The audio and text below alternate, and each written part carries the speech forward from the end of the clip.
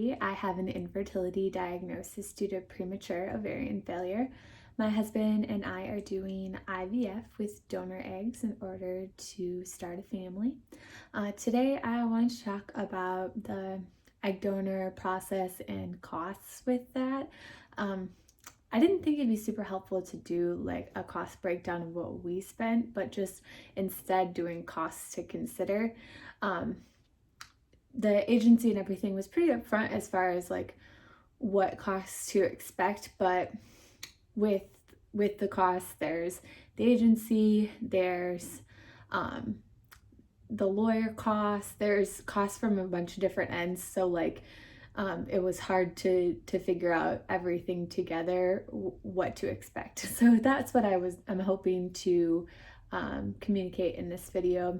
And I kind of want to be upfront and like I'm not making this video as like to like show off like what we spent or complain about what we spent, anything like that. Just more to be informational. We're super privileged that this was an option for us. So it's not I'm just not trying to like make it seem like I'm complaining or anything, because we're grateful to even have it as an option, because it definitely is a major financial commitment to pay for. So just wanted to make this video to put it out there to hopefully be helpful to somebody else that's knows that this would be an option or thinks that it might be a fertility treatment for them to use donor eggs. So I'm going to keep referencing this paper down here because I kind of broke out all the costs into categories about what factors that you're going to be spending on if you do get an egg donor. And I'm specifically talking about doing donor eggs where you pick out an egg donor through an agency, and in this scenario you're paying for her retrieval of eggs, like one egg retrieval cycle. So that's the comparison that we're looking at. There are other options for getting donor eggs, like an egg bank. Some places do like a freeze and share thing. Like, that's not my comparison, that's not my experience, so I'm sharing like based on my experience, and hopefully it's helpful too. So the biggest expense that you're gonna have is the donor compensation. That can be between $5,000 and $15,000 depending on the donor. You might pay more for a donor that has already been through all of her screening and has donated before with a good outcome. Also some physical characteristics. I'm saying like for example, Asian women typically are more hard to find donors, that it brings a higher cost for the donor. So stuff like that to consider. Agency fee is the next largest cost consideration. That can be between $6,000 and $8,000. Then from here, it's not necessarily in like size of the cost, but just other stuff to consider. So you have to have a lawyer. So you need a lawyer for yourself to draw up the contract and look out for your interests. Then the intended parents also pay for the donor to have a separate lawyer to look over the contract and look out for her interests. So that costs about $1,500. That would depend on the lawyer, but I looked at a couple different sources, and $1,500 seems to be average. Our donor did not live where the clinic is, so we had travel expenses for the donor. She had to go out to the clinic 2 separate times. So travel expenses for like air travel and stuff is what I'm figuring in here. So I just wrote down $2,000 for that. Then along with the travel expenses, when they're traveling, it's like when you travel for your job, you get like a per diem or hotel expenses, stuff like that. So figuring about $300 per day on that, if I were to just average out what that could cost. And that would like those costs, like travel expenses per diem and everything, would obviously depend on where your donor lives and like where your clinic is. So it's a highly variable cost, and like how far ahead the travel is booked, and you know, sometimes they might have to change flights, like stuff like that. So lots of variables with that cost, so harder to plan for.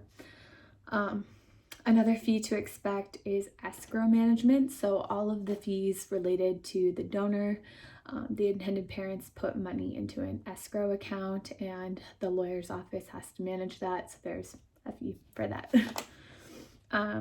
Then the insurance supplement. So egg donation is not factored in on most health insurance plans. So you have to pay for a separate insurance supplement for your donor. And then along with that, if she were to incur anything above and beyond that insurance supplement, then the intended parents are also responsible for those fees, which hopefully doesn't happen, but you know, it could happen. So just something to be aware of. Next is a psychiatric evaluation for the donor.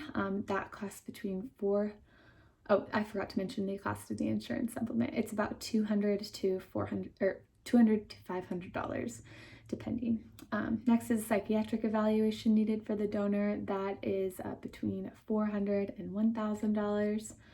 A genetic screening is a component. So when you're using an egg donor through the agency, they want to do a genetic screening of the donor and then also the intended father to make sure that they are not carriers of the same genetic illnesses. So if it is an option to do, you know, just the donor, and then if she's not a carrier of anything, then the intended father doesn't have to.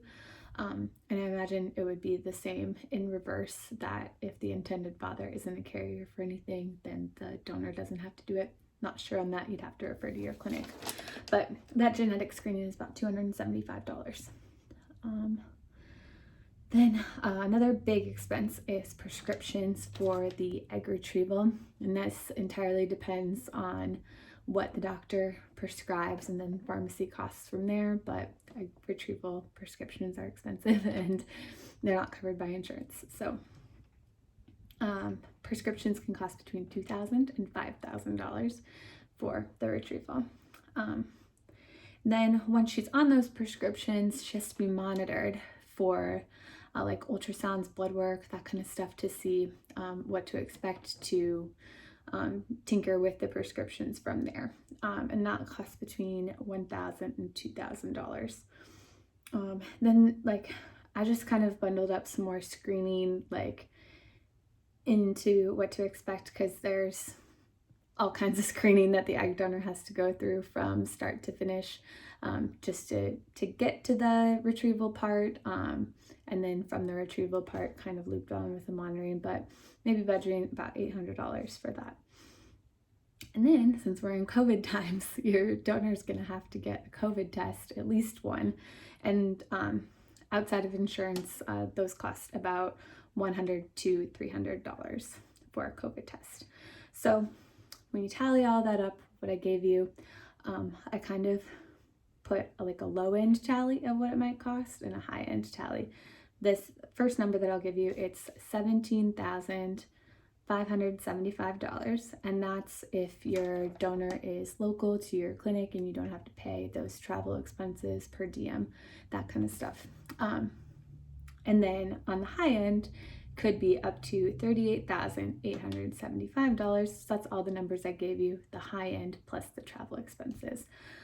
Something I forgot to mention when I was going over those travel expenses is that like the agency that we use, and I imagine other agencies too, just from when I looked around, is that the donor can bring a companion with them, and as long as they're using the same hotel room, if they want to use a separate hotel room for their companion, then they have to pay for that. But the intended parents would pay a per diem and flights for that companion as well. So another thing to factor in, the donor might not want to do that, but I mean, if I were gonna go across the country and get a surgery, I would probably want somebody to come with me. So something to factor in too. So I just wanted to make this video because I know people get curious, and it's kind of hard to figure out like what to expect and to pull everything together as far as the different expenses, because you know, the clinic will tell you what they're going to charge, but then the agency charges something different, and then the lawyer's office, and